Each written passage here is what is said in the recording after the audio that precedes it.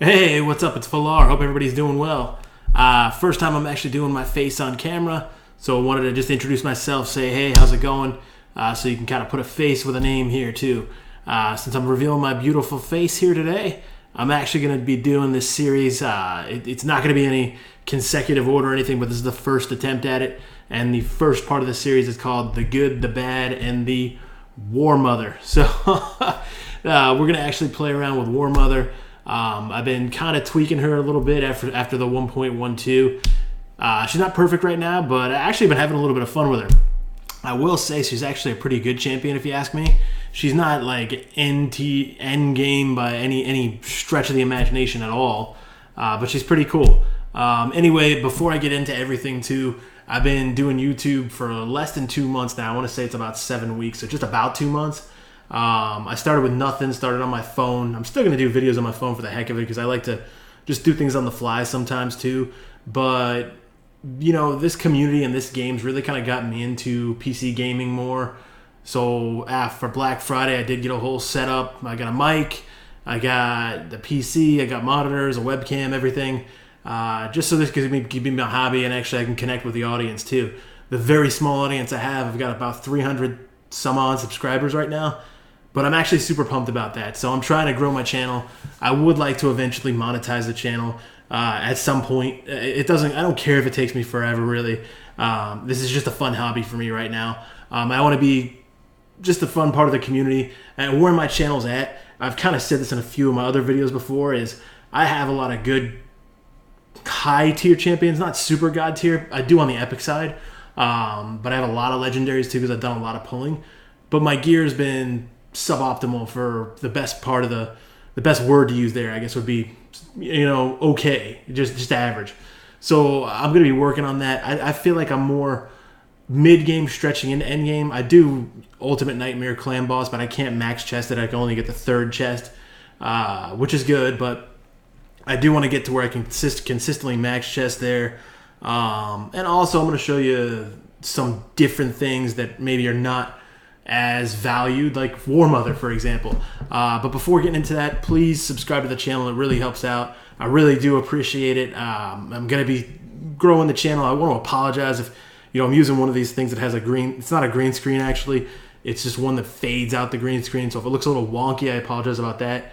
I'm still learning all the software stuff and actually the broadcasting stuff, and also the mic I'm using that might be a little sensitive on things. So if there's anything tech glitchy, just want to apologize in advance for that. But now let's just get into it. Please like and subscribe to the video. I won't mention that again until the end of the video. But right now we're going to focus on War Mother. So War Mother, you can see here, this is a Dragon 20 run. That's where I use her mostly. She actually did help me do Ice Golem 20 as well. So we're going to look at her masteries, her gear, and her build. And then we'll run her in a dungeon as well. Probably just Dragon 20 again. But she does pretty decent damage in this, right? I do about 2 to 3 minute runs, actually not, more like 3 to 4 minute runs, excuse me, on Dragon. Xavier is always my biggest damage dealer, but War Mother's actually put some respectable damage in there as well. So she's pretty cool now that they've actually reworked her a little bit. She really wasn't actually that bad to begin with. It's just that she's ugly as sin. So we'll look at her here, and I mean, just look at War Mother though, right? Look at these mammary glands. Like, you just want to take that shirt off and just like, I mean, why not, right? And then she's got all of these flies just flying around her. I mean, yeah, that's just like as if she's a dead, cow or something like that that's been dead in the field for like most of the day, and the flies are just swarming around her. If that wasn't enough, though, she does have the pimples on her ass, right? The pimples on her ass, just like, you want to get in there and pop that like Dr. Pimple Popper, really, is what you want to do. But then, even the most attractive thing is the dead demon baby on her back. I mean, what the hell is that doing there? But if that doesn't speak attraction to you, I don't know what does. All kidding aside, anyway. Just for those of you that don't know, I'm not going to read through it in that much detail, but War Mother's skills on her A1, she has a decreased attack. The nice part of her decreased attack is actually on her decreased attack, there's not like a % chance for it to proc. It just procs, actually. So she's got a 2-hitter, and it places the decreased attack. It is pretty handy, and I do run her with Tayrell, too. Tayrell's my main decreased attack. War Mother, I haven't tried in Clan Boss yet, but I'm going to. But the problem is she doesn't bring any other utility besides this. Tayrell's got a defense aura. He does have the backup defense down too. If you use J-Reg, he's got continuous heals. I think there's other better heroes for decreased attack. However, War Mother's actually pretty good. And then she's got 2 AoEs. So for me, for wave clearing, she's actually pretty good. This is on a 4-turn cooldown. You can book to a 3-turn cooldown. I haven't put any books in her at all. Not sure I'm going to, but if I had, I might. But I don't want to really right now. She does place 2 bomb debuffs that detonate after 3 turns, and the damage increases by 100% against bosses, which is nice, but these don't do a whole ton of damage. They do somewhere like 25,000-ish damage, and then on the boss like 45,000-ish or something. It's not quite 50 actually, but it is kind of cool. And then she's got this other ability, this other AoE that instantly detonates all the bombs if she crits. But I will say it's kind of weird, some of the AI, like a lot of champions in this game, and this may be why she also gets a bad rep too, is there's a problem with her AI in the fact that she doesn't use this Mother's Touch on the boss like when she should. I've had her stacked up where there's like 4 or 5 bombs there, and she has both skills off cooldown, and she'll prioritize this special brew over the Mother's Touch, which is a little bit weird, because at that point, why wouldn't you want her to just blast that out? And maybe I can understand the Golem with how they have it tuned there, because the AoEs can just trigger that big hit that would pop your whole team, so you don't necessarily want that to happen. Her aura is just, I mean, it's okay. It's great for faction crypts. Well, not great, but decent. Increase in accuracy in faction crypts by 60, 65. Useless everywhere else. How I have her built right now is actually in 2 sets of cruel, so 4-piece cruel and 2 pieces of accuracy. She's got these stats here. So I may glyph her a little bit right now. I actually put a couple glyphs on her to get the attack numbers up. Her HP is really low. She's so squishy. But I do run Arbiter with her. So that's good. And I have speed boots on her. I've been playing around between attack boots, speed boots. Attack boots actually do a lot more damage. But, you know, she's kind of slow, and I don't want her that slow with what I have. Her defense is okay. It's pretty meh, actually. I got her speed up to 193. Her crit should be higher. It should be at 100%, but it is what it is right now. It's at 85%. Her crit damage is pretty low, but her debuff accuracy, I want the bombs landing, so I don't want anything getting resisted at all anywhere. So I got 261 accuracy on her, and I want her decrease attack to proc too, because she does have to meet the accuracy check too, even though she doesn't have, she just 100% chance. My jewelry on her is not that great. I mean, I got this defense ring, which has a little bit of attack on it. I've got this attack neck. I didn't have a crit damage neck, but it has a really nice amount of accuracy. And actually, I used this 4-star. I do have a 5-star accuracy banner, but I used the 4-star banner because I had the speed on it, and I was trying to play around with her speed a little bit to get her a little bit faster. And I did sacrifice a little bit of accuracy because she has that 261. That's enough for what I'm using for her 4 in dungeon waves right now. I know the gloves. I do have crit rate gloves, 6-star crit rate gloves that have a decent amount of attack on them as well. A little tiny bit of speed and some HP. This chest is not that great. I mean, it's good because it's 6-star, but the stats are meh. Pretty bad, actually. The flat stats and a 5% defense roll. I mean, this is probably a sell, but when I got this thing, I was first excited about it. It was one of my first 6-star pieces. But I put it on her, see what happened. I did put 6-star speed boots on her too, and the sub-stats suck on this thing too, but they're 6-star, so that's okay. I may switch things around and switch her into Relentless gear, which I've been using on Skull Crown, just to kind of tweak it and play around with a little bit. And then I've got this here that has some speed and some attack percentage on it, a helmet with some speed and some accuracy, and then this shield with a little bit of crit damage, accuracy, pretty decent stats.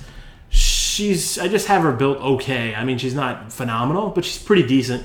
So we're going to run her in Dragon and kind of see what happens here with War Mother. So I'm going to test her out a little bit more. So like I said, this series is actually going to be, I'm going to do more on War Mother because I think it's just kind of funny to use these other undervalued champions that not that many people use. War Mother's always one of the ones that are like, oh God, I pulled War Mother. I actually remember doing it.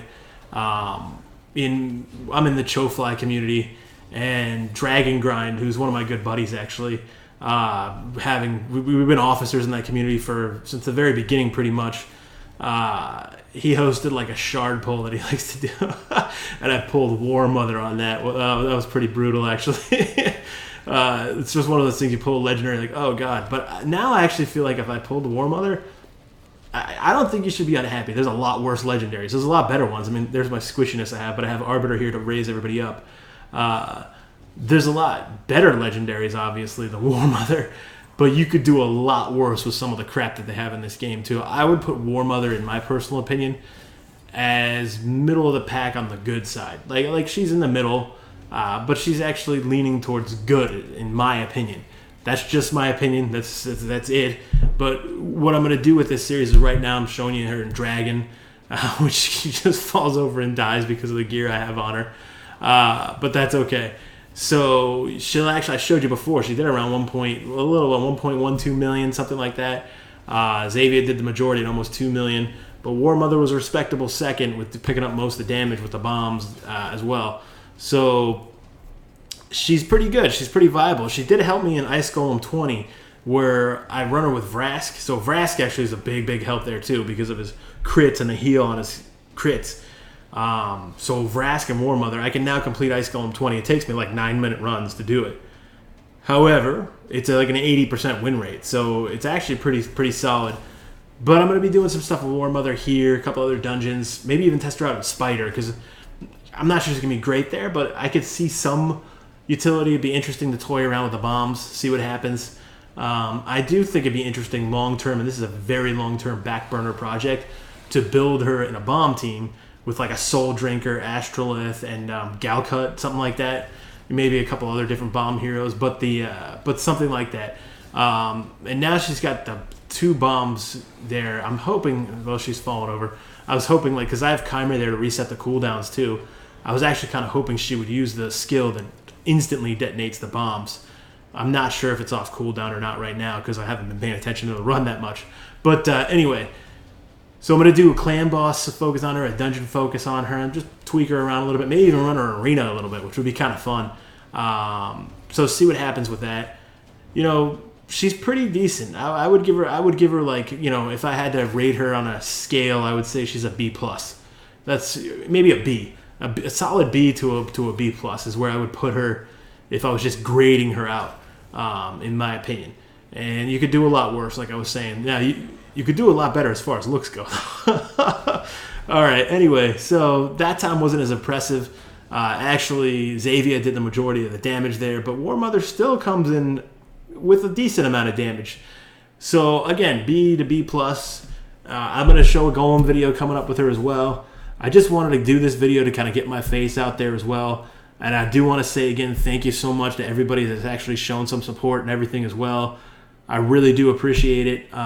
Please like this video. It really helps out with the YouTube algorithm. And please subscribe to the channel. I'll be doing at least 3 to 4 videos a week. At some point, I may be doing daily videos, but I'm a father and I'm married. I got 3 daughters, so time commitments can get constrained a little bit.